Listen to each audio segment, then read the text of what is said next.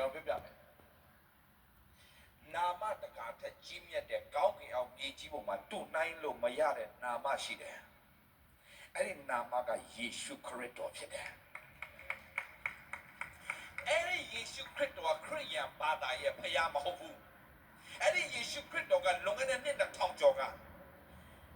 ဒီလောကဆင်းသက်လာခဲ့တယ်ဘယ်သူမှသူ့ကိုစိတ်ဝင်စားဘူးဒါပေမဲ့သူဘာလို့ကြွလာခဲ့လဲဆိုတော့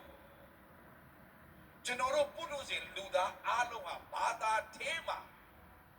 တရားအောက်မှာပြိနေပြီးကုသိုလ်တပည့်ငရဲတလဲဆိုတဲ့ကောင်းတာသိတယ်မလုံနိုင်မကောင်းတာသိတယ်မရှောင်နိုင်တဲ့လူသားအားလုံးအတွက်မလွတ်မြောက်နိုင်တော့တာသိတဲ့အခါမှာကဲတင်ဖို့ရအတွက်ကြွလာခဲ့တဲ့ယေရှုခရစ်တော်ဖြစ်တယ်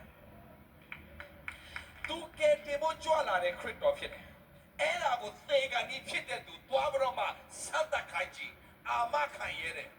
သေကန်ကြီးဖြစ်တဲ့ဒေးဗစ်လားယေရှုအသက်ရှင်တယ်ဆိုတာကြားမှုတယ်တကယ်ဖျားဖြစ်ခေါ်ရင်ထူးတဲ့ဖျားကျွန်တော်ကိုခေါ်တဲ့အခါမှာထူးတော်မူပါလို့ကျွန်တော်ပြောတဲ့အချိန်မှာသေကန်ကြီးဖြစ်တဲ့ဒေးဗစ်လားအသက်ပြန်ရှင်ခဲ့တယ်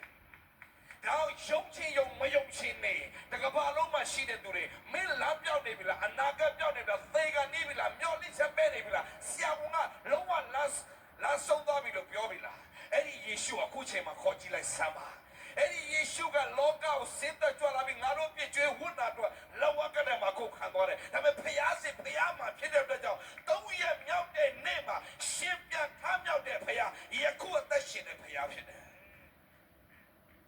အဲ့ဒီယေရှုခရစ်တော်ကိုမယုံရင်ခေါ်ကြည့်